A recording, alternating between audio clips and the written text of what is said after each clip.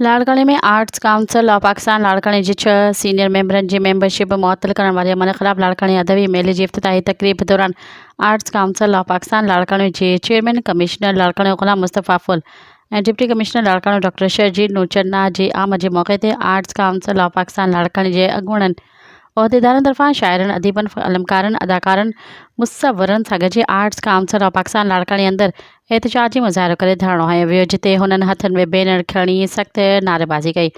धरणे दौरान Arts council जे chairman commissioner लाड़काने ग़ुलाम मुस्तफ़ा फुल मुज़ाहिरीन सां ॻाल्हियूं करे खेनि ख़ातिरी कराई त मामले जी जांच कराए अवां जी मेंबरशिप बहाल कई वेंदी।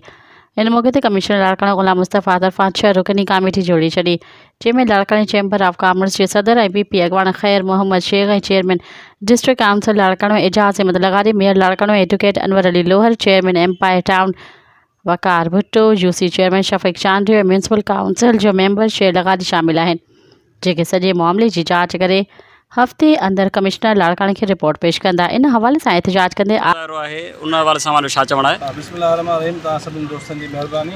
असल में ये लाड़कानो आर्ट काउंसिल फ़नकारनि अदाकारनि शाइरनि जो ही इदारो आहे। 2007 में हिन जो बुनियादु अब्दुलसत्तार पावड़ साहब विधो ऐं उन खां पोइ असांखे उन्हनि बुनियादी मेंबर कयो, जंहिंखां पोइ मुसलसल इलेक्शनूं थींदियूं रहियूं आहिनि ऐं उन में मां बि पोइ उन्हनि जी जेकी अपोज़िशन में जेकी मुख़ालिफ़ पार्टी हुई, जेके इलेक्शन विढ़ियासीं असां, उन्हनि 7 ॼणनि जी उन्हनि असांजी मेंबरशिप जेको आहे मुअत्तल कई आहे, जंहिंमें जेको असांजो बानी आर्ट काउंसिल जो अब्दुलसत्तार पावड़ साहब बि शामिल आहे। हिन वक़्तु असां 6 मेंबर आहियूं। 7 जेको असांजो मेंबर हो ज़ुल्फ़कार वली पावड़ मरो मुंहुं गुज़ारे वियो, उनजी बि मेंबरशिप सस्पेंड कई वई हुई। सो असांजो मुतालबो इहो आहे त हीउ बाबा इदारो जेको आहे फ़नकारनि शाइरनि अदीबनि जो आहे, हीउ गैर वास्तेदार माण्हुनि जो इदारो न आहे। उनजे करे इहो ज़ातियात तौरु न हुजणु खपे।